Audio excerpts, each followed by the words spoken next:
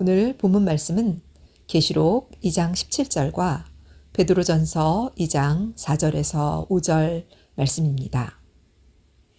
계시록 2장 17절 귀 있는 자는 성령이 교회들에게 하시는 말씀을 들을지어다. 이기는 그에게는 내가 감추었던 만나를 주고 또 흰 돌을 줄 터인데 그 돌 위에 새 이름을 기록한 것이 있나니 받는 자밖에는 그 이름을 알 사람이 없느니라. 베드로전서 2장 4절에서 5절 사람에게는 버린 바가 되었으나 하나님께는 택하심을 입은 보배로운 산돌이신 예수께 나아와 너희도 산돌같이 신령한 집으로 세워지고 예수 그리스도로 말미암아 하나님이 기쁘게 받으실 신령한 제사를 드릴 거룩한 제사장이 될지니라. 이는 하나님의 말씀이니라. 아멘. 오늘은 이기는 자와 흰돌이라는 제목으로 말씀을 상고하려고 하는데, 제가 흰돌이라는 부분에 대해서 고민을 좀 어릴 때부터 많이 했던 것 같아요. 흰돌을 주시겠다고 하는데 그 흰돌이 뭘까? 그 흰돌. 제일 먼저 떠오른 게 뭘까요? 흰돌 하면서 바둑. 바둑을 처음에 생각을 했어요.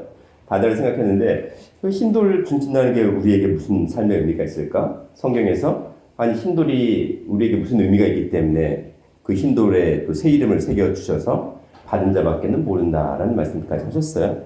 흰돌이라는 개념 자체를 보시면 여기에 이제 류코스라는 흰이라는 해당하는 말에 류코스라는 헬라어가 있어요. 류코스라는 헬라어 말이 있는데 희다는 말이 아니에요.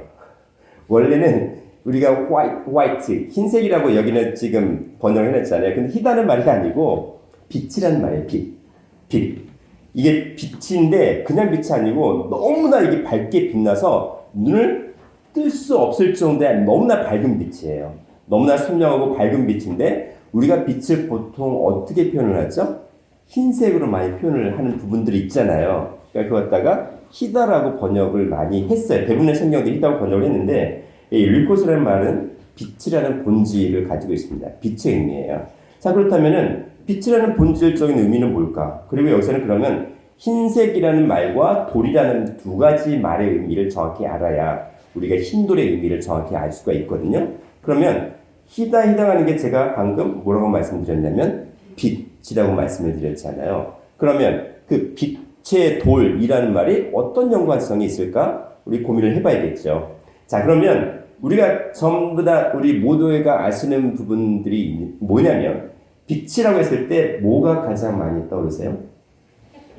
네, 햇빛이잖아요. 시편 84편 11절 말씀에 햇빛은 어떤 빛이에요? 우리가 눈을 뜨고 정확하게 바라볼 수 없는 그런 빛이잖아요. 이 보이는 측면에서도 보이는 강력한 빛이에요. 근데 그 햇빛보다 7배나 더 밝은 7배 그 이상의 빛으로 우리에게 비추시는 말씀의 빛이 있다고 하셨는데 그게 요한복음 1장 1절에 태초에 말씀이 계시니라 이는 누구다? 하나님이다라고 하셨어요. 근데 그 하나님이 이 말씀이 태초에 말씀이신 하나님께서 요한복음 1장 4절 5절 말씀 보니까 뭐라고 하셨어요? 그 태초의 말씀 안에는 생명이 있는데 그 생명 가운데 뭐가 있냐면 빛이 있대요. 사람들에게 비치는 빛이 있대요. 근데 이 빛은 사람들의 빛을 밝히게 하는 생명인 거예요. 그렇다면 사람들에게 원래는 빛이 있는 게 아니라 뭐가 있는 거예요?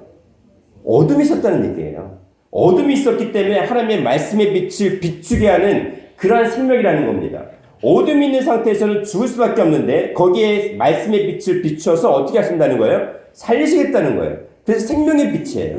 그래서 요한복음 1장 4절 5절에 그 안에 생명이 있었으니 이 생명은 사람들의 빛이라 빛이 어둠에 비추되 어둠이 깨닫지 못하더라고 하셨습니다. 자, 우리가 말씀의 빛이 우리 가운데 왔는데 어둠이 깨달았어요? 못 깨달았어요? 못 깨달았어요. 오히려 말씀의 빛으로 오신 예수님을 십자가에 못 박아 죽인 게 각자 우리입니다. 그게 인류 역사입니다. 그게 타락의 역사입니다. 그래서 어둠이 깨닫지 못하더라 라고 얘기를 하신 겁니다. 요한복음 1장 9절에서 10절은 이 말씀을 이렇게 해석을 하셨습니다. 참빛, 참 진리의 말씀의 빛이 세상에 와서 각 사람에게 비추었습니다. 말씀의 빛이 이 땅에 오셔가지고 모두의 그냥 일방적으로 비친 게 아니고 누구에게? 각자 한 사람에게 말씀의 빛으로 비추신 거예요. 각 사람에게 비추신 거예요. 근데 각 사람에 비춰서 그 빛이 있었는데 그가 세상에 계셨으며 라고 되어 있지만 세상에 계신다는 게 아니라 coming into the world이에요. 각자 나라는 이 타락한 세상 속에 안에 들어오신 거예요. 말씀의 빛으로 생명의 빛으로 각자 나에게 안으로 각자 내 속에 들어오신 거예요. into the world이에요. 내 안으로 들어오신 거예요. 말씀이 내 안으로 들어오셔서 각자 나를 만나주신 겁니다. 빛으로 나를 만나주신 거예요. 생명으로 나를 만나주신 거예요. 그런데 어떻게 됐어요? 그가 세상에 계셨으며 세상은 그로 말미암아 지은 바 되었으되 세상이 각자 나라는 세상이 공허 혼돈 흑암이라는 각자 나라는 세상이 그를 알지 못하였다라고 하셨습니다. 깨닫지 못한 거예요. 내 어둠이 타락한 인류 역사의 어두움이 너무나 어둡고 너무나 흑암 같은 어둠이었기 때문에 그 빛을 거부해버렸어요. 제가 어릴 때요. 그 선반 위에 있는 항아리에 뭐 사탕 같은 게 들었어요. 그래서 그거를 꺼내 먹으려고 뭐 이게 받치고 그걸 꺼내려고 하다가 어떻게 했을까요? 떨어져서 그게 항아리가 어떻게 됐어요? 깨졌어요. 자, 그러면 제가 죄를 지은 거잖아요, 어릴 때. 그러면 부모님이 오실 때 그 죄를 지었기 때문에 그 부모님을 밝게 맞이할 수 있어요? 아니면 숨어버릴까요? 숨죠. 타락한 인류 역사가 분명히 각자 나를 살리는 말씀에 대해 생명의 빛으로 이 땅에 오셨어요. 근데 그 빛을 좋아했어요? 싫어했어요? 싫어해서 어떻게까지 하는 거예요? 그 태초의 말씀 자체신 예수님을 오히려 죽인 거예요. 내가 어둠이기 때문에 그 상황을 지금 말씀하시는 거예요. 요한복음 1장에서. 원래는 어떻게 돼야 되냐면 창세기 1장 3절에 보시면 1장 2절부터 3절에 땅이 공허 혼돈 흑암이 깊음에 있습니다. 그래서 하나님의 신은 수면에 운행하셨어요. 말씀의 신이 즉 말씀의 영이 이 땅 세상 바다 위에 운행하시면서 말씀 받을 자를 그 말씀 생명의 빛을 받을 자를 찾고 계셨어요. 그래서 창세기 1장 3절에 빛이 있으라 하심에 빛이 어떻게 된 거예요? 있었고가 됐잖아요. 자, 그러면 빛이 생명의 말씀의 빛을 선포하셨을 때 그 말씀을 들은 거예요? 안 들은 거예요? 들었다는 얘기예요. 빛이 있으라 하심에 빛이 있었고가 돼야 되는 게 우리가 사는 길인데 빛이 있으라 하심에 빛이 어떻게 된 거예요? 요한복음 1장에서는 빛을 거부해버렸어요. 오히려 그 빛을 죽여버린 게 타락한 인류 역사라는 겁니다. 그래서 요한계시록에서는 뭘 주시겠다는 거예요? 그 말씀의 태초의 말씀의 빛을 다시 주시겠다는 거예요. 그게 흰돌을 주시겠다는 말씀 속에 들어가 있습니다. 시편 56편 13절 말씀에 주께서 내 생명을 사망에서 건지셨습니다. 주께서 나로 하나님 앞 생명의 빛에 다니게 하시려고 실족치 않게 하지 아니하셨나이까 라고 하셨습니다. 생명을 각자 내 생명을 사망에서 어떻게 하셨다고요? 건져내셨대요. 그 건지신 사건이 뭐냐면 나로 하나님 앞에 생명의 빛에 다니게 하셨다는 건 뭐냐면 하나님의 말씀의 생명의 빛에 나를 노출시키셨다는 거예요. 그래서 어둠을 사라지게 만드신 거예요. 그래서 우리를 살리셨다는 그 계명이 바로 이 시편 56편 13절의 말씀입니다. 시편 80편 3절에도 이렇게 말씀하셨습니다. 하나님이여 우리를 돌이키시고 주의 얼굴 빛을 비추이사 우리로 구원을 얻게 하소서. 주의 얼굴빛이래요.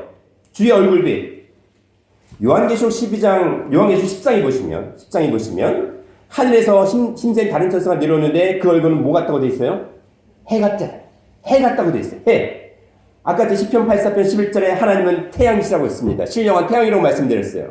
그리고 요한계시록 12장 1절에는 그 해를 입은 여인이 등장을 해요.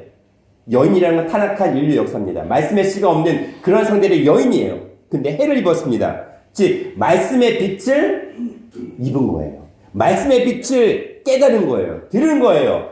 그렇죠? 근데 여기서 뭐라고 하죠? 주의 얼굴빛이니까 신령한 태양이신 말씀의 빛을 비추셔서 우리를 어떻게 하셨어요? 우리를 구원케 하셨다는 겁니다. 우리를 영원한 죽음에서 영원한 생명으로 완전히 빠져나오게 만드셨다는 거예요.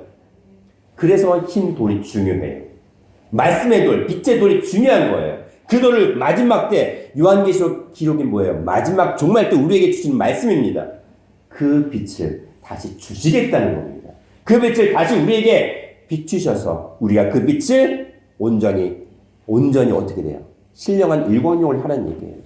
그냥 보이는 태양이 아니라 말씀의 태양 앞에 우리를 다 노출시키고 우리의 어둠을 다 내어 쫓으라는 겁니다. 신령한 일광욕이 필요하다는 겁니다.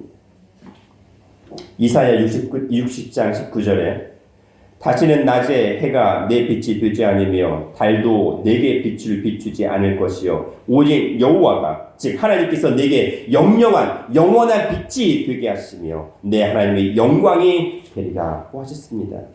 이사야 선지자가 지금 말씀하시는 게 뭐예요? 보이는 태양, 보이는 달, 보이는 별들이 우리에게 빛이 되지 않는다는 거예요. 우리를 살리는 빛이 되지 않는다는 거예요. 영원한 하나님의 말씀의 빛이 우리를 살리는 영원한 빛이 된다는 말씀이십니다. 여호와 하나님 자신이 하나님 말씀 자체가 우리를 살리는 영원한 빛이 되게 하시겠다는 겁니다. 이 비슷한 말씀이 요한계시록 22장 5절에도 하고 계십니다. 다시 밤이 없습니다. 등불과 햇빛이 쓸데가 없습니다. 이는 왜냐하면 주 하나님이 저희에게 비추심이라. 신령한 태양 되신 하나님께서 말씀으로 우리 심령 가운데 비추신다고 하셨습니다. 그래서 저희가 세세토록 왕노릇 하시겠다고 하셨습니다. 낮에 태양, 밤에 달도, 햇빛도, 별들도 다 필요 없다는 거예요. 그것들은 언젠가는 없어지고 말 수밖에 없는 피조물에 불과하다는 겁니다. 하지만 하나님 말씀의 빛, 태초의 말씀은 우리를 영원히 살리시는 영원한 햇빛과도 같은 그런 말씀이라는 거예요. 그 말씀의 빛이 있을 때 우리의 빛은 사라지지 않아요. 우리가 영원히 살 수 있다는 말씀을 하시는 겁니다. 그래서 요한일서 1장 5절에 딱 한마디로 결론을 내렸습니다. 하나님은 빛이시라. 하나님은 빛이시라. 하나님의 빛이시기 때문에 타락한 우리 어두움은 그 빛 앞에 어떻게 돼요? 우리 자신을 노출해야 된다는 겁니다. 그래야 우리가 살 수 있다는 거예요. 그 말씀을 지금 하고 계십니다. 자, 그렇다면 신령한 태양의 말씀의 빛, 우리를 살리는 생명의 빛, 그 생명의 빛을 돌과 연결시키셨어요. 돌. 근데 말씀의 빛, 태초의 말씀, 영원한 생명의 빛을 돌과 연결시키셨는데 그게 무슨 의미가 있습니까? 왜 돌일까요? 예전에 옛날 고대 때는 돌을 어떤 도구로 사용했냐면 우리가 지금 바둑에 색깔이 두 가지가 있죠. 돌이. 뭐가 있어요? 흰색과 검은색이 있어요. 그렇죠? 근데 옛날 재판관들은 어떻게 그걸 활용했는지 아세요? 주머니에 흰 돌과 검은 돌을 집어넣고 어떤 사람의 죄가 있는지 없는지를 판단을 합니다. 어찌보면 무식할 수 있는데요. 자, 그러면 재판관이 주머니에 손을 집어넣고 검은 돌을 뽑았습니다. 그럼 그 사람이 죄가 있다 없다? 죄가 있다고 판단을 해버리는 거예요. 흰 돌을 뽑았어요. 그러면 어떻게 되는 거예요? 죄가 없다고 판단을 해버리는 거예요. 실제 그런 사건들이 있었어요. 그런 역사 기록들이 있었다는 겁니다. 자, 그러면 만약에 우리가 흰 돌을 뽑았어. 하나님께서 우리를 심판하시는데 흰 돌을 뽑았습니다. 우리는 죄가 있어요, 없어요? 없던 거예요. 말씀의 빛이잖아요. 우리를 살리는 생명의 빛이잖아요. 어둠이란 죄악 속에서 이끌어내셔가지고 말씀의 빛으로 우리를 살리셨다는 얘기예요. 보이는 흰 돌이지만 어쨌든 그런 역사도 있었다는 겁니다. 오늘 베드로전서 2장 4절 5절 말씀 보니까 사람에게는 버림바 되었으나 하나님께는 택하심을 입은 보배로운 산 돌이신 누구? 예수에게 나아가라고 하셨습니다. 보세요. 사람들이 예수님께서 이 땅에 오셨을 때 그 사람들이 이스라엘 백성들이 예수님을 어떻게 했어요? 살렸어요? 죽였어요? 죽였죠? 버렸죠? 그 보배로운 돌이에요. 그 버린 돌이 이스라엘 백성이 버린 돌이 각자 우리가 버린 돌이 하나님께서는 어떻게 하셨다고요? 다시 살리셔서 보배로운 산 돌. 그 산이 뭐냐면 생명의 돌이에요. 생명의 돌. 생명의 돌로 만드셔가지고 다시 선포하시겠다는 거예요. 우리의 삶이 영원한 돌로 다시 주시겠다는 겁니다. 그 돌이 누구예요? 생명의 돌이 누구예요? 예수님이라는 거예요. 예수님. 자, 그러면 흰 돌은 어떤 돌? 죽은 돌이에요? 산돌이에요? 산돌이죠. 그 흰 돌은 말씀의 빛이죠. 말씀의 돌이죠. 생명의 돌이죠. 그 생명의 돌이 누구를 가리킨다? 바로 예수님이라는 겁니다. 예수님. 우리가 이 돌에 해당하는 푸세포스라는 단어가 있는데, 이 푸세포스라는 단어가 어떤 거냐면 그냥 돌이 아니에요. 이게 완전히 닳고 닳아가지고 어떻게 됐어요? 이 바닷가에 보시면 돌들이 어때요? 이 흰색 파도 위에서 어떻게 돼 있어요? 막 이게 부딪혀서 돌들이 어떻게 돼 있어요? 맨들맨들했죠. 그 조약돌이라고도 하고 뭐 자갈이라기도 하고 여러 가지 표현이 있겠지만 그렇게 되죠. 왜 그렇게 됐어요? 파도에 휩쓸려서 그렇게 된 거죠. 근데 여기서 말씀하시는 그 흰 돌에 해당하는 그 돌 자체가 푸세포스라는 단어인데, 이게 뭐냐면 닳고 닳아가지고 사람 손에 의해서 닳고 닳아가지고 깎여가지고 만들어진 그 조약돌 같은 그 돌을 얘기해요. 자, 그럼 무슨 얘기냐면 예수님께서 이 땅에 오셔가지고 타락한 인류 역사를 구원하시고자 했지만 이 타락한 인류 역사는 예수님은 어떻게 했어요? 십자가에 못 박힌 그 과정들을 보셨어요? 느껴보셨나요? 십자가 고난에 대한 그 영화를 만든 감독 중에 멜 깁슨이 만들었던 패션 오브 크라이스트라는 그 영화 자체는 그나마 예수님의 고통, 십자가의 고통을 그나마 성경적으로 그나마 가장 접근해서 잘 표현했던 작품이기도 합니다. 나중에 기회가 되시면 못 보신 분 한번 봐보세요. 그 눈 뜨고도 못 볼 수 없는 고통이잖아요. 그쵸? 채찍으로 쇠 조각 붙이고 조개 껍질 유리 조각 붙여가지고 그 채찍으로 완전히 살을 파내는 고통을 수십 번 당하시고 거의 죽은 고통인 거죠. 피를 절절 흐르시고 마지막에 십자가에서 어떻게 창을 뚫어서 속에 있던 피와 물을 다 쏟아내셨잖아요. 십자가의 그 고통과 그 모든 것들을 우리가 직접 느껴봐야 되는 건데 그 모든 것들이 어떤 거예요? 그런 고통을 당하셨던 조약돌이에요. 그냥 돌이 아니에요. 그 돌을 얘기하는 거예요. 여기서 말씀은 흰 돌이에요. 근데 그 이스라엘 백성들이 버렸던, 각자 우리가 버렸던 그 말씀을 깨닫지 못하고 그것들을 우리가 배신했던 그 돌을, 버린 돌을 하나님께서 어떻게 하셨다고요? 살아있는 생명의 돌로 다시 선포하시겠다는 거예요. 그 돌을. 그래서 요한계시록 2장 17절에 흰 돌이 나온 겁니다. 근데 그 돌은 원래 보배로운 산돌이었어요.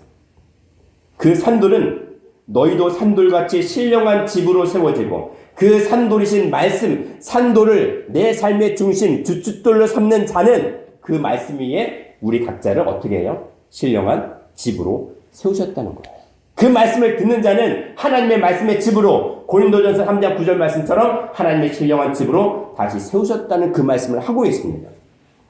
그러면 하나님의 집이니까 우리가 어떻게 돼요? 더 이상 무너지지 않는다는 거예요. 신령한 말씀의 반석 위에 다시 세우시는 신령한 집을 말씀하고 계십니다. 베드로전서 2장 5절과 8절까지 말씀을 보시면 이것은 하나님의 택한 보배로운 돌이고 요긴한 모퉁이 돌이고 모퉁이의 머릿돌이라고 되어 있습니다. 머릿돌 하시면 우리가 다 집을 건축하실 때 머릿돌을 붙이죠. 그 머릿돌의 의미가 뭐예요? 원래는? 예? 머릿돌을 왜 붙여요? 머릿돌을 왜 붙일까요? 머릿돌을 붙이는 이유가 뭐예요? 네? 몇 년, 몇 월, 며칠에 이 돌이 여기서 집이 세워졌다? 단순히 그건가요? 기념하기 위해서. 기념하기 위해서. 그날을 기념하기 위해서. 그 집을 기념하기 위해서죠. 그쵸? 그 날짜를, 그 역사를, 그 다음에 이 머릿돌이 뭐가 된다는 거예요? 그 집에 신령한 기초가 된다는 말씀 아니에요? 그쵸? 단순히 몇 년 몇 월에 세워졌다, 시작을 했다, 중공이 됐다, 완성이 됐다, 그 얘기를 하는 건 아니잖아요. 그쵸? 근데 이 머릿돌의 의미는 원래는 뭐냐면 머리 대신, 신령한 머리 대신 예수님이 우리 신령한 집에 기초가 된다는 얘기예요. 단순한 머릿돌이 그냥 나오는 말이 아니에요. 그래서 이 로치라는 말이 사용돼, 머릿돌에 해당하는 건 로치라는 말이 사용되는데 그 로치는 신령한 머리, 이 세상 만물을 창조하신 유리하신 우리 삶의 머리 되시고 주인 되신 하나님을 가리키는 것을 바로 머리라고 얘기하고 있습니다. 그래서 이 머릿돌은 높은 산봉우리, 가장 신령한 높은 산봉우리예요. 높은 산봉우리를 얘기합니다. 그리고 신령한 우두머리예요. 우리 삶의 가장 신령한 우두머리, 지도자, 리더는 누구라는 겁니까? 창조주 하나님이라는 겁니다. 그 말씀이 우리 삶의 머릿돌이 되시는 겁니다. 주인 되신다는 얘기예요. 신령한 머릿돌로 삼으셨다는 거죠. 그렇다면 각자 나라는 신령한 집을 누구 기초 위에, 누구 위에 세워야 되는 거예요? 신령한 머릿돌 대신 예수님, 하나님의 말씀, 태초의 말씀 위에 세우라는 얘기예요. 세우라는 얘기예요. 그렇게 세워져야 된다는 겁니다.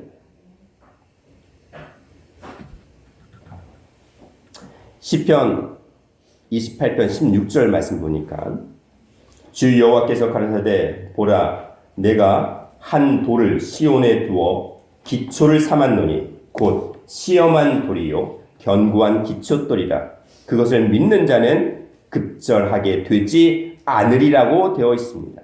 지금 한 돌, 시원한 돌인데 여기서 그 돌은 히브리어로 에벤이에요. 에벤. 그 에벤에셀이라는 말씀 들으셨죠? 도움의 돌. 하나님께서 여기까지 도우셨다. 그게 에벤이 돌, 반석이라는 뜻입니다. 근데 여기서 한 돌, 하나의 돌을 시온, 가장 높은 산 위에, 견고한 산 위에 두어셔서 기초를 삼으셨습니다. 그럼 우리는 뭐만 하면 돼요?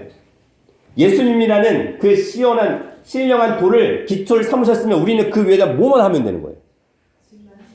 집만 지으면 되는 거예요. 각자 나라는 집, 자녀들의 집, 그리고 우리 택한 모든 백성들, 모든 성도들의 집, 기업의 집, 사업의 집, 그 모든 집을 어디 위에 세우라는 거예요? 말씀의 기초돌 위에 세우라는 거예요. 근데 그 기초돌이 어떤 돌이냐면 시험한 돌이래요. 시험한 돌. 무슨 얘기예요? 시험한 돌. 뭘 시험했다는 거죠? 뭘 시험했어요? 네? 뭘 시험했을까요? 왜 시험을 했어요? 예수님이 그냥 오신 게 아니에요. 창조주가 피조물로 오셨잖아요. 영이신 하나님이 사람으로 오셨잖아요. 그거 자체가 이미 성육신 자체가 뭐예요? 예수님이 고난이죠. 시험을 했다는 거예요. 예수님을 시험했다는 겁니다. 예수님을 연단받게 하셨다는 겁니다. 이 땅에 오게 하셔서 사람이 겪어야 될 고난과 고통과 그 이상의 인류 역사의 모든 죄를 짊어지는 그런 모든 이 상상할 수 없는 고통을 다 느끼게 하신 거예요. 체험하게 하신 거예요. 고난을 다 느끼게 하신 거예요. 그래서 시험당한 돌입니다. 연단받은 돌입니다. 고난당한 돌입니다. 왜? 누구 때문에요? 각자 나 때문에. 각자 죄인인 나 때문에 그 예수님께서 신령한 시험한 돌이 되어버리신 거예요. 그런데 기초돌 삼게 하셨어요. 그래서 우리 죄를 그 시험한 돌 위에, 그 기초석 위에 우리를 세워가라는 겁니다. 만약 이 기초돌 위에 우리를 세우지 못하면 베드로전서 2장 7절 8절 말씀 보니까 믿지 아니하는 자들, 즉 그 기초돌 위에 우리 집을 세우지 못하는 자들에게는, 말씀을 불순종하는 자들에게는 그 돌이 뭐가 되는 거냐면 부딪히는 돌이 됩니다. 거치는 반석이 됩니다. 우리가요, 말씀의 반석에 우리의 삶을 하나씩 하나씩 세워가면 그 돌은 우리의 기초가 되어주시고 반석이 되어주시는데, 그 말씀, 그 돌을 거부하게 되면 어떻게 되는 거예요? 거부하게 되면 그 돌이 내 삶과 부딪히게 돼요. 그래서 내 삶은 어떻게 돼요? 다 무너져서 가루가 되어버린다는 얘기예요. 느부갓네살 왕이, 바벨론 느부갓네살 왕이 뭘 세웠냐면 큰 실상을 세웠습니다. 다니엘서 3장 1절에 보니까 그 고가 60규빗이에요. 60규빗 엄청 커요. 60규빗. 그 다음에 광이 6규빗 되는 그 큰 금신상을 세웠어요. 금신상을 세웠는데 다니엘서 2장 31절에 보니까 그 느부갓네살 왕이 세웠던 금신상을 어떤 게 나타나서 무너뜨렸어요. 어떤 게 나타났냐면 한 돌이 나타났습니다. 다니엘서 2장 34절 35절에 사람의 손으로 하지 아니한 뜨인 돌, 그 돌이 에벤이에요. 에벤, 히브리어로 에벤입니다. 뜨인 돌이 신상을 쳐서 부서뜨림에 여름 타작 마당의 벼같이 되어 바람에 불려간 곳이 없었고 그 우상을 친 돌은 태산을 이루어 온 세계에 가득하더라. 우리가 세운 금신상 있잖아요. 우리 지식, 우리 교만, 내가 할 수 있다는, 내가 내 삶의 주인이 되어서 그 세웠던 그 모든 우상들을 뭘로 무너뜨려요? 말씀의 돌로 무너뜨리게 하신다는 겁니다. 다 완전히 무너뜨려서 흔적조차 없이 다 날라가 없어지게 했습니다. 자, 근데 우리에게 희망은 뭐냐면, 우리가요, 매를 나중에 맞으려고 맨날 도망 다니는 것보다는 뭐 하는 게 낫다? 먼저 맞는 게 낫다고 했잖아요. 우리가 이 돌 위에 내 자신을 부서뜨리는 게 좋은 거예요. 내 어둠을 신령한 일광욕을 통해서 내 어둠의 그 모든 타락한 죄악들을 다 어떻게 물러가게 하는 게 가장 좋은 거예요. 그렇게 되면 어떻게 돼요? 여기서 말씀하셨죠. 이 말씀은 타락한 인류 역사를 심판하시겠다는 말씀이지만 동시에 어떤 말씀이냐면 내가 먼저 하나님 앞에 무릎 꿇고 내가 하나님 앞에 먼저 나아가면 그 말씀의 빛으로 그 말씀의 돌로 어떻게 돼요? 이 모든 죄악을 다 흩어버리고 그 안에 뭘로 채워져요? 그 말씀의 돌로 태산을 이루었다고 했죠. 큰 산을 이루었다고 했죠. 말씀으로 내 신령한 집을 내 신령한 산을 큰 산으로 만드는 게 중요하다는 거예요. 그러니까 도망 다니는 게 아니라 어떻게 하는 게 중요해요? 어떻게 해야 돼요? 내가 먼저 하나님 앞에 나가서 죄산 받는 거예요. 무릎 꿇는 거예요. 말씀 앞에 내 삶을 드러내놓고 나는 죄인이로서이다 고백하는 게, 회개하는 게 가장 중요하다는 말씀을 여기서 하고 계시는 겁니다. 안 그러면요, 돌이 내 머리 위에 떨어져요. 나를 무너뜨려요. 없어지게 만드신다는 거예요. 먼저 하나님 앞에 우리가 앞에 나가서 무릎 꿇는 게 우리가 영원히 사는 길이라는 것입니다. 마태복음 21장 42절에 건축자들의 버린 돌이 모퉁이의 머릿돌이 되었나니 라고 되어 있습니다. 44절에 이 돌 위에 떨어지는 자는 깨어지겠고 이 돌이 사람 위에 떨어지면 저를 가루로 만들어 흩어버리리라. 그 건축자의 버린 돌이 모퉁이 돌 되었잖아요. 뭐예요? 그 머릿돌을 우리 삶의 머릿돌로 우리 삶의 주인으로 삼게 되면 우리는 살지만 그렇지 않으면 어떻게 된다는 거예요? 오히려 그 돌이 내 머리에 떨어져서 나를 완전히 의미 없는 존재, nothing, 아무것도 없는 존재로 만들어버리시겠다는 겁니다. 그렇게 흩어버리시겠다는 거예요. 우리가 말씀에 집중하지 못하고 세상 일 잘해서 열심히 해서 성공을 하겠다, 돈을 많이 벌겠다, 뭐 여러 가지 고민을 하고 욕심을 낼 수 있어요. 근데 그거를 내가 먼저가 아니라 누구 앞에? 하나님 앞에 먼저 기도하면서 맡기는 게 우리가 진짜 이 땅에서도 성공할 수 있는 길입니다. 먼저가 중요해요. 먼저 그의 나라, 그 의를 구하는 게 중요하다는 겁니다. 우리가 하나님 앞에 먼저 서는 신령한 그러한 반석의 집이 되기를 축원하겠습니다. 고린도전서 10장 4절에 신령한 반석으로부터 신령한 음료를 우리가 마셨다고 되어 있는데 그 신령한 반석이 예수 그리스도라고 했습니다. 그 신령한 음료가 무엇이냐면 하나님의 말씀이에요. 그 말씀을 우리가 마셨다고 되어 있어요. 신령한 돌을 통해서 신령한 반석이신 예수님을 통해서 신령한 말씀, 우리를 살리는 생명의 말씀을 주셨다고 되어 있습니다.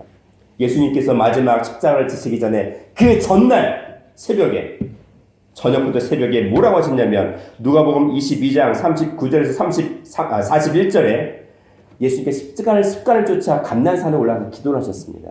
마지막 날에 십자가 지시 마지막 날에 십자가 그 감난산을 겟세마네 동산이라고 해요. 겟세마네는 쥐어딴다는 거예요. 쥐어짠다는 거예요. 예수님께서 마지막 십자가 지시 마지막 날에 자기의 모든 것을 쥐어짜서 말씀을 제자들에게 특히 누구냐면 베드로, 야고보, 요한 세 제자, 수제자에게 남기시려고 하셨어요. 왜? 백성들이 믿지 않았으니까. 12 제자조차도 제대로 믿지 못했어요. 그래서 세 제자만 데리고 그 산 정상에 올라가서 겟세마네 동산, 감난산에 올라가서 마지막 말씀을 주시려고 하셨습니다. 제자들이 신령한 그릇, 신령한 잔이 되어서 그 말씀을 받아주기를 원하셨어요.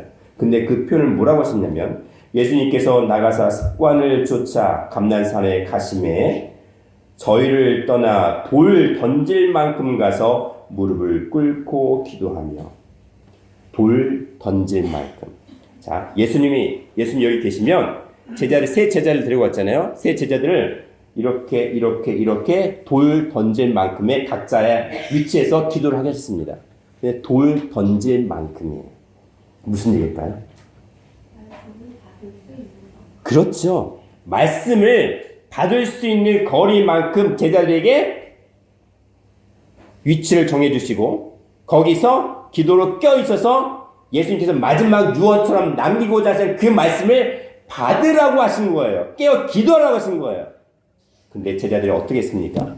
깨어서 기도한 게 아니라 계속 잤어요.